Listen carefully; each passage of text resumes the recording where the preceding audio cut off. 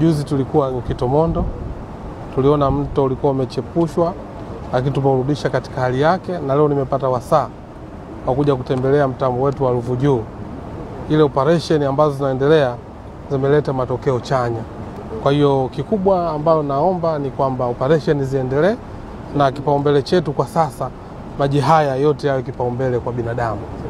Lakini jambo la pili ambalo tunalisisitiza kwamba kiwango cha sasa ambacho tunachokizalisha maji basi kigaiwe kwa usawa. Kwa hiyo maelekezo kwa DAWASA kwamba kiwango hiki cha maji ambacho kimepatikana na tulicho nacho kigaiwe kwa usawa. Na jambo la tatu naendelea kusisitiza, tumejitahidi kusimamia kwamba kila maeneo yafikiwe na hii huduma ya maji. Ila tumeiapa siku, leo watapata hawa, kesho watapata hawa, kesho kutwa watapata hawa. Lakini kwa kiwango hichi ambacho tulichokuwa nacho na katika mazingira ya sasa, basi tuhifadhi maji. Sababu ukihifadhi leo yatakuhifadhi kesho. Kwa hiyo lazima tutengeneze utamaduni wa kuhifadhi maji. Lakini jambo la mwisho, naombe sana wana Dar es Salaam, wana Pwani, tuwe wavumilivu.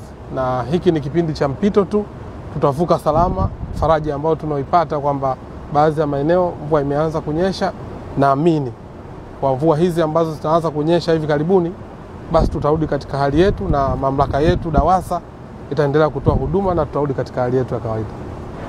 Kwa jina naitwa Elibariki Joseph Mmasi, mkurugenzi wa bodi ya maji bonde la Wami Ruvu.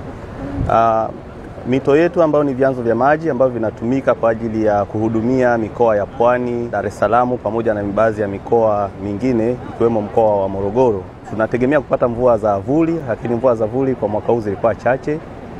Hivyo kiwango cha maji kwenye vyanzo vyetu vya maji vilipungua.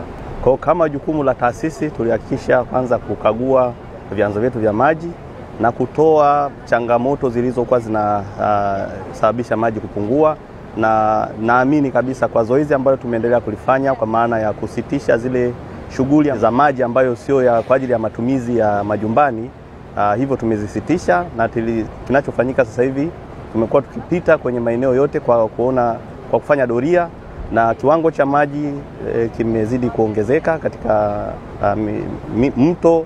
Tunaamini kabisa kwamba ni kipindi cha muda mchache, na baada ya pale hali ya matumizi ya maji itarudi katika hali yake ya kawaida.